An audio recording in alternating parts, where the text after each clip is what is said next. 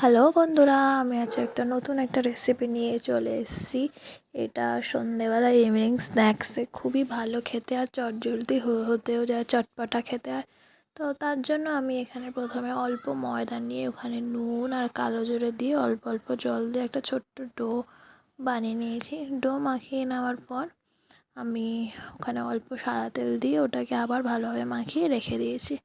তো কড়াইতে তারপর আমি নিয়েছি, কড়াইতে অল্প সর্ষের তেল দিয়ে ওর মধ্যে রসুন কুচি, কালো জিরে, পেঁয়াজ, কাঁচা লঙ্কা, টমেটো কুচি দিয়ে ভালোভাবে নেড়ে নিয়েছি।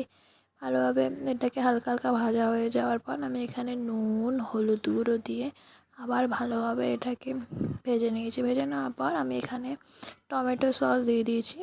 টমেটো সস দিলে সত্যি খেতে অনেক সুন্দর হয়। তো টমেটো সস দেওয়ার পর এখানে ভালোভাবে আমি এখানে নাড়িয়ে আমি এই মিশ্রণটাকে তুলে নিয়েছি। তারপর আমি আগের থেকে আলু সিদ্ধ করে রেখেছিলাম। তো একটা ছোট আলু আমি সিদ্ধ করে রেখেছিলাম, তার সাথে আলুটার সাথে মেখে আমি একটা স্টাফিং বানিয়ে নিয়েছি।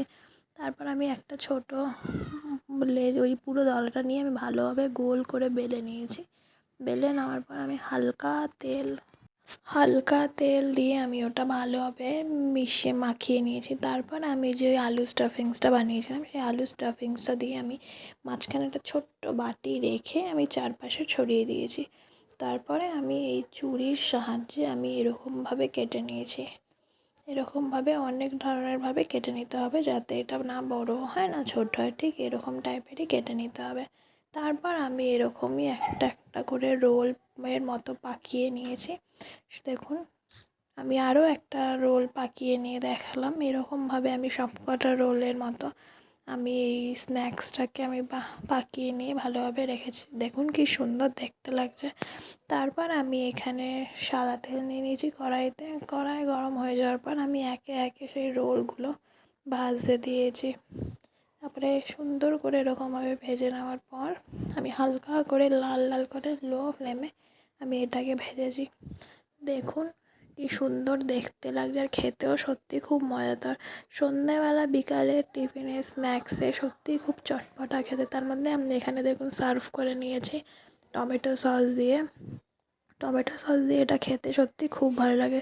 তো ঘরে বাচ্চাদের জন্য এরকমভাবে স্ন্যাক্স তৈরি করে দিলে খুব সহজ পদ্ধতিতে এটা খুব তাড়াতাড়ি বানিয়ে ফেলা যায়।